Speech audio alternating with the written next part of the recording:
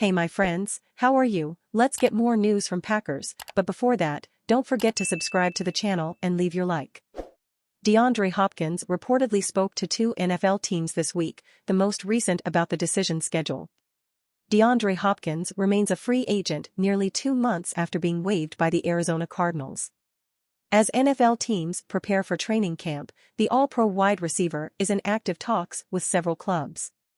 Hopkins was released by Arizona on May 26 after the club failed to find him a business partner.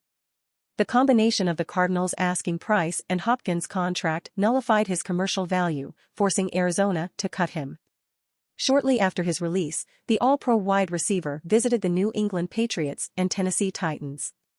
These were expected to be the first two of many visits to come, but Hopkins remains a free agent in July with limited options on the table. NFL Network's Tom Pelissero reported this week that Hopkins has had conversations with Patriots and Titans officials in recent days. There is still an ongoing dialogue between the parties, but Hopkins is also hoping other NFL teams will express interest in him. Immediately after his release, the Packers and Buffalo Bills emerged as potential suitors. However, Buffalo did not have the space to sign him and ended up committing to their current receiving core heading to training camp. While the Packers remain a potential landing spot, they don't have the space to sign Hopkins. As a result, Hopkins' suitors are now the Titans and Patriots. Pelissero also reported that a decision is not imminent, with Hopkins willing to let the process play out for a few more weeks.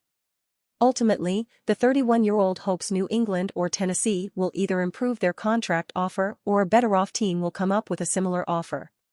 For now, Hopkins will continue to train alone with a single focus on being prepared to take the field in Week 1.